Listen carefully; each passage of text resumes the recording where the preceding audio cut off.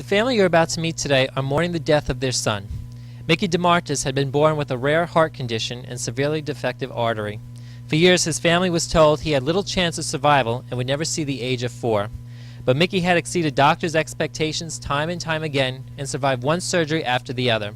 Some days his parents fought night and day to keep their son alive until either a cure was found or until another procedure was performed to improve his condition.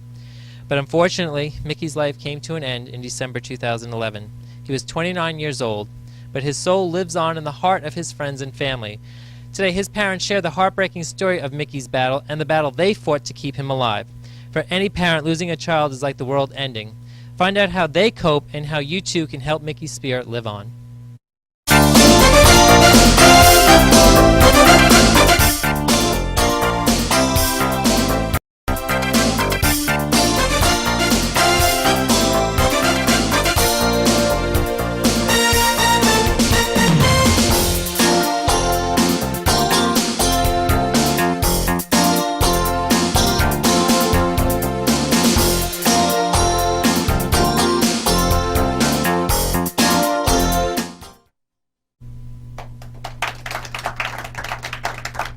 Welcome, everybody. Thank you for joining us today. A very special show. Today we are meeting the DeMartis family, who had lost their son in December of 2011 because he was born with a rare heart condition. Mickey was only 29 years old when he had passed. Please welcome the DeMartis family to the show, everybody. Nice to see you all. Thank you very much for being here today. I know this is not at all an easy subject, and we met several weeks ago as we were planning out this whole segment. So thank you first and foremost for being here and being brave enough to do this today. Kathy, I'm going to start with you because you were Mickey's mom. Bring us back to the day that he was born, because I understand he did have a lot of complications from the time he was born. Yes, from the moment he was born, he did. He stopped breathing 20 minutes after he was born, which was by C-section.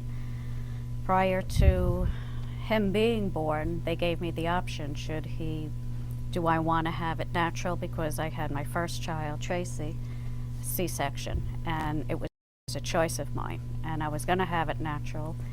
And at the last moment, I changed my mind at about 7 months pregnant, and they said that was my first right decision, because if he was born or tried to be born the natural way, he never would have survived. Wow. So 20 minutes after he was born, he turned blue, and he left the hospital that we were in and went to Stony Brook Children's at the neonatal unit there, which was brand new, and they couldn't handle him because this was a very rare condition that we learned later on that Mickey had. Did they give you a name for it? What was the name of the condition? At that moment they didn't, but yes, we learned later on that his condition was tetralogy of Fallot with severe pulmonary atresia. Wow. There's tetralogy of Fallot, and then with the severe pulmonary atresia, it was very rare. And even since the day he was born up until he was at least 4, doctors told you and your husband, Michael, that he may not even live to see the age of 4. I mean, what is that like as a parent to hear that your child may not survive? It was like living with a time bomb. I actually waited every single second of the day for a miracle to happen. And it never did. But, when he was an infant crying for a bottle, we couldn't even allow him to cry for a bottle after the first time he did, and passed out on us. So we knew that even crying got him out of breath and into such a state that we couldn't allow it. So we took turns staying up, and the first year of his life we never even slept, really. Wow. I mean, what could have caused this rare condition that he was born with? Did doctors ever tell you what could have been different, maybe? No, it wasn't genetic. It's just one of those. It was just something that just happened, that just didn't develop right. Wow. And it's really not this particular heart defect, but a heart defect is pretty common. And a simple heart defect is pretty common in pregnancies. Right. And we learned later on. Wow. And he went through numerous surgeries growing up, even as a toddler. I mean, Michael, as a father of Mickey's father, what was it like for you to have to see your son constantly in and out of surgery? It was very difficult for all of us, and especially Mickey. Um, one of the great things about Mickey was every time he was facing surgery, he made it a lot easier for all of us. He sensed the tension. He had a very likable and joking personality, and he would make us feel at ease. Even up to the point in the hospital, he would have doctors and nurses laughing at jokes he was telling. So that was the type of person he was. It was very stressful for all of us, Right. and Sure. we felt terrible, of course, that he would have to go through another surgery. He had 8 in total in his short life, and he also had 55 cardiac catheterizations Oh my goodness. in addition to that. Amazing thing is he overcame them all. He had the strength, the will, the positive attitude to overcome it all. And I do have to say, with all sincerity, thanks to Tracy being an extremely supportive sister to Mickey, and everybody who's here today, we had a great support of close family and friends who helped us through those tough times. And Tracy, you being the big sister of Mickey, I mean, what is it like for you not to have your brother in your life every day anymore? It's a nightmare every day. I mean, what is your reaction to his death and what kind of, because I understand, I mean, he did pass away, not really so much related to his condition, but definitely contributed to it, but to overcome all of these surgeries and constantly be told that he's not going to survive the next one or live to see the age of 10, and he lives to 29, and something almost completely opposite of caused his death. It was shocking. Yeah, it was, to this day, the way Mickey passed, after watching him overcome everything we just said, is still something that we struggle with. How did he pass, if you don't mind my asking? I happened to be there the day he passed. We were waiting for results of blood work in the hospital, and we were talking about, it was 7:30 in the morning, he had just woken up, we were talking about the football game from the night before, and in mid-sentence, as just like we're talking right now, with his eyes open, that was it. He stopped, his heart stopped, and to the credit of the hospital, they tried CPR on him for an hour without stopping, and he was just gone. But so it remained a mystery. We left the hospital that day asking questions, what just happened, and everybody shook their head, didn't know. So It's still to still a this question. day, yeah, still to this day, you have no answers on it. And just so people know the name of it, how do you say it again? I'm sorry. Tetralogy of Fallot. So that's actually a severe defective in the pulmonary Well, artery. 3 chambers of the heart, and Three a chambers of severe the heart. pulmonary atresia is the narrowing of the pulmonary artery. So when he was younger and having to go through the surgeries to mend these defects that he was born with, what were they like? What did doctors have to do, basically? In the beginning, because it's so rare and they didn't, children really didn't live that long, having that condition back in 1983 when he was born. Today, tetralogy of Fallot can be corrected, sometimes even in the womb, Well, we've heard. But with Mickey, because his pulmonary artery was so narrow, they said it was the size of a piece of thread, he didn't have the proper blood flow pumping from the heart into the lungs. so it was below the average size of a regular newborn, of another Yes, newborn, I should say. Yes, the size of a piece of thread. So the first few surgeries, they tried to place a shunt in a larger artery in his anatomy, hoping that maybe that would force blood to flow and help the artery start to grow, which it never did. So that's why he had so many, because they would just look to find another artery that was large enough to just help more blood flow until technology can catch up with it, Right. which we think sometimes it did, because a lot of the procedures that Mickey had gone through were experimental and non-FDA approved, which How did you feel about that as parents, to put him through those surgeries without them even being approved?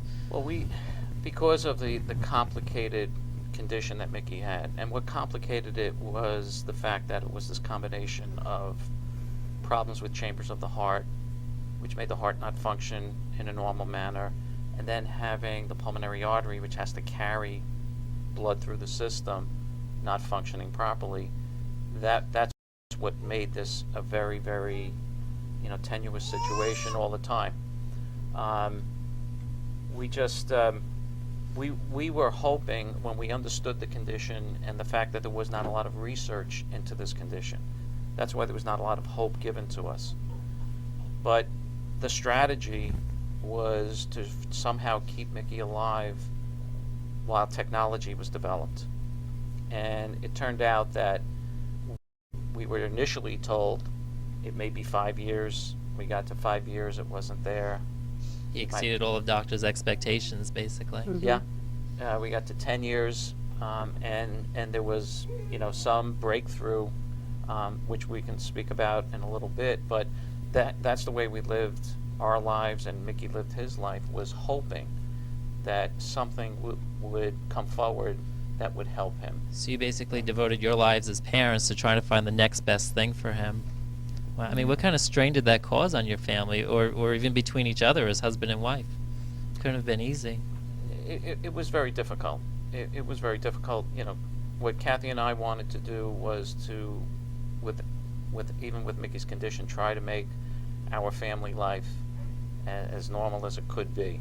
And again, I do give credit to a very close support of family and friends that helped us through those years in trying to accomplish that as best we could. We made a promise to Mickey also, because we were very upfront with Mickey about his condition, that one of us would be with him 24/7 when he was in the hospital. If he had to be there, one of us would be there. And the other thing we promised him was that we would not stop to find the best doctors and care for him. What was his reactions to being in and out of the hospitals? I mean, was he ever afraid at one point of what his condition was? Inside. Inside, which he never, Mickey was always worried about everybody else. And he always thought of himself last. And he would joke with nurses, he would joke with the doctors. People still remember him from the hospital because of his jovial personality. And I'll never forget one time when we wheeled him down. We were told to leave, and we're crying. And he said to the nurse, he says, "Could you just please tell my mother that I will be back, but please for her to stop crying." He was worried about me. That's the type of person he was. But the other thing too, so on the outside, Mickey gave the appearance that he was fine. Yeah. We later learned through a writing that he did in college for one of his classes. He actually wrote a poem where he put on paper his true feelings as he was being wheeled into the operating room. Yeah. And he did have a strong fear of not coming out. Right. But you would never know it. He never We displayed recently it. found it. Wow. Yeah. And Must then I have been recalled, yes, I recalled that originally when he first showed me the poem was his first year of college, which he was still recovering from his last surgery because he had a stroke and he was paralyzed for quite a while. A lot of physical therapy, and then he went off to school. And he told me that the professor actually wanted to publish that piece. And did he? Mickey said no. He couldn't talk about himself that way. He didn't want people to think about himself that way. And what was it like for him growing up when he did exceed the age of 4? I mean, I remember in the article that I read that, doctors said he wouldn't live to see the age of 4, but there was an article published about him when he was 10, and was there anything that he missed out on as a child that other kids were able to do, and how did that affect him? Thinking back, what the things we always tried to do as a family was concentrate on the things he could do. Right. as opposed to the things he could not do. And I have very fond memories of coaching Mickey on a challenger baseball team. So he knew his friends were playing in the Little League. He could not play on those same teams, but he played on a challenger Little League team for children who had some physical challenges. And everybody had something different. And it was, and I come from an athletic background, and I would break down every time I would be on that field coaching the children, because it was the most inspirational thing you'd ever seen. Children, young children, who would not miss a practice or a game. They wanted to be there and wear the uniform. Mm-hmm. And in the article that you referred to, there's a picture of Mickey in his Challenger baseball uniform. And what also made that possible, it was Tracy, because what Tracy did was she volunteered to be a buddy to Mickey, so that when Mickey was up at the plate and he hit the ball and he could not run, Tracy was the runner. And once she got to that base, then Mickey would walk down there, get on the base, and so it was something that, you know, that was a good part of the bond that existed between Tracy and Mickey. So you were always looking out for him as the big sister. Always.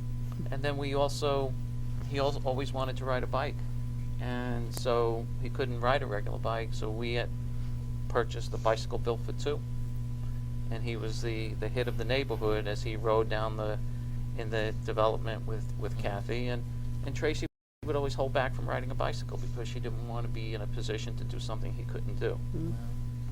So that was our focus: find the things that he could do. And I think what also, if you don't mind me interjecting, I think one of the things that really helped him expand his life as it was is that he did have a strong family bond at home with all of you. And Yeah. as I'm sitting here listening, I could see that he did have the support system that he needed, and that was all of you. That's half the battle, I think, when you undergo any type of surgery, to have the will. And Mickey had such a strong will, and he gave it back to us Yeah. tenfold. Absolutely. I mean, it really is just such a sad story. I mean, to any parent to lose a child at any age, I can't even imagine. But, I mean, I want to move on a little bit now just because you did start a foundation for him. It is called Mickey's Gift, and we have the information which we will put up on the screen for you right now. But what can you tell us about this organization and what you're trying to do with it? Well, it's not a foundation, but it's through Stony Brook Foundation. We're trying to help name a room after Mickey at the new Children's Hospital at Stony Brook. They have a children's hospital. The neonatal unit is brand new, but the children's part of it is not as new, and they want a new building.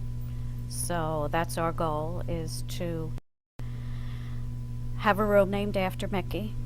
That was his first day of his life, was spent there.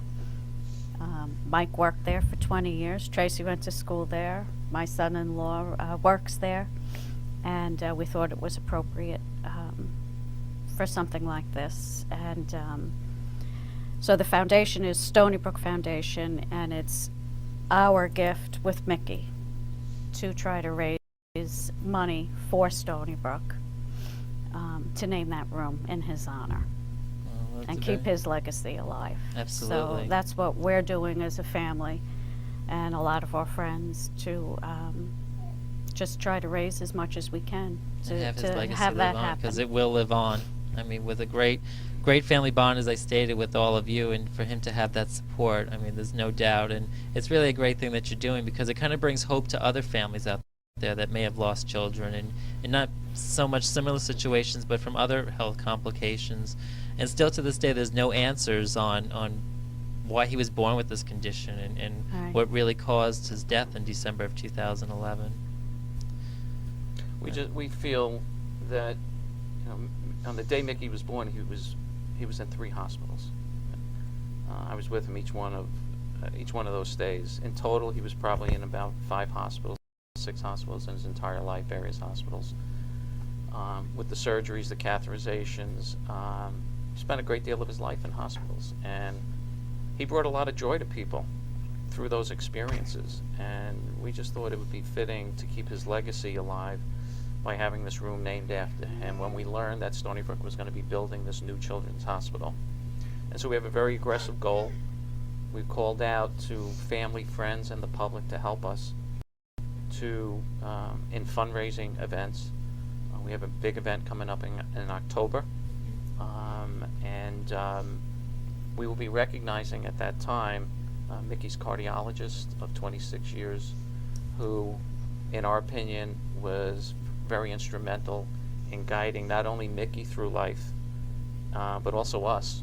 Wow. He was very good. He was not only a doctor, but he was also a true friend. In what ways was he there for you as a friend? He was available whenever we needed him. He gave us as much time as necessary. He was not quick to recommend surgeries or procedures when not necessary. Found alternate means of care before we would actually have to face surgery. But he